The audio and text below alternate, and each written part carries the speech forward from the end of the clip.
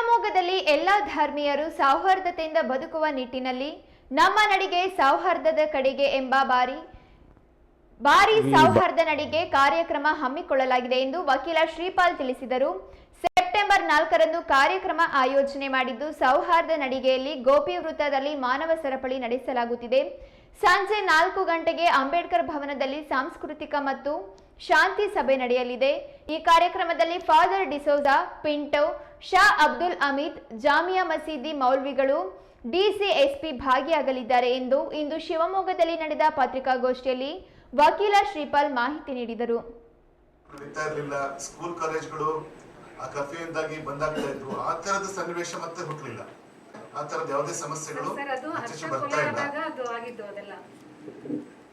ಹರ್ಷ ಕೊಲೆ ನಂತರದಲ್ಲಿ ಆಯ್ತು. ಆಮೇಲೆ ನಮ್ಮ ಇದೇನಂದ್ರೆ ಆಗಬಾರ್ದು, ಹಬ್ಬಗಳು ಖುಷಿ ತರಬೇಕು, ಹಬ್ಬಗಳು ಸಮಸ್ಯೆ ತರಬಾರ್ದು. ಗಣಪತಿ ಮೆರವಣಿಗೆ ಅಂದ್ರೆ ಖುಷಿಲಿ ಸಾವಿರಾರು ಜನ ಬರ್ತಾರೆ, ಲಕ್ಷಾಂತರ ಜನ ಬರ್ತಾರೆ, ಆ ಖುಷಿ ಎಲ್ರಲ್ಲೂ ಇರಬೇಕು. ಅಲ್ಲಿ ಏನು ಘಟನೆಗಳು ನಡೀಬಾರ್ದು. ಹಾಗೆ ಈದ್ ಮಿಲಾದ್ ಕೂಡ ಒಂದು ಧರ್ಮದ ಆಚರಣೆ ಇದೆ, ಅದು ಎಲ್ಲರೂ ಒಂದಾಗಲಿ ಆ ಸಂದೇಶ ಕೊಡೋದಕ್ಕಾಗಿ ನಾವು ವರ್ಷ ಒಂದು ಕಾರ್ಯಕ್ರಮ ಮಾಡಿದ್ರು ಕೂಡ ವರ್ಷವಿಡೀ ಆ ಇದ್ರಲ್ಲಿ ಎಲ್ಲ ಕೂಡ ಜವಾಬ್ದಾರಿಗಳು ಎಲ್ಲೇ ಸಣ್ಣ ಪುಟ್ಟ ಆದರೂ ಕೂಡ ನಾವು ನೇರವಾಗೋ ಅಥವಾ ಪರೋಕ್ಷವಾಗೋ ಅಲ್ಲಿ ಹೋಗಿ ಭಾಗಿಯಾಗಿ ಅದನ್ನ ಸಣ್ಣಕ್ಕೆ ಮಾಡೋದು ಪ್ರಯತ್ನ ಮಾಡ್ತಾ ಇದ್ದೀವಿ.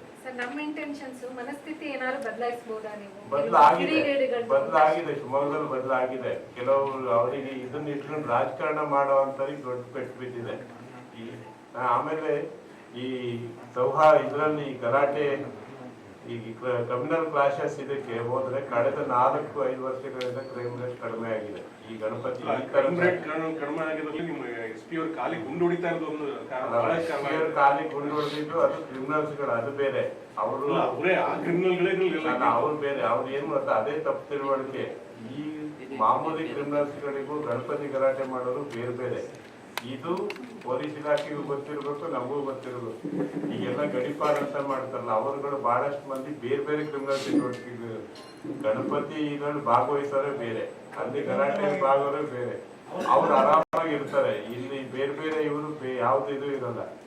ಯಾವ್ದೋ ಕೇಸಲ್ಲಿ ಕಳ್ತನ, ಇನ್ಯಾವುದೋ ಇದರಲ್ಲಿ ಹೊಡೆದಾಟ, ಇನ್ಯಾವುದೋ ರಾಬರಿ ಸಿಕ್ಕಿದ್ರು ಅವರುಗಳಿಗೆ ಕೆಲವರಿಗೆ ಕಾಲಿಗೆ ಗುಂಡು ಬಿದ್ದಿದೆ, ಕೆಲವರಿಗೆ ಕಾಲಿಗೆ ಗುಂಡು ಬೀಳೋ ಮುನ್ಸೂಚನೆ ಬಿಟ್ಟಿದೆ. ಆ ಥರದ್ದೆಲ್ಲ ಇದೆ.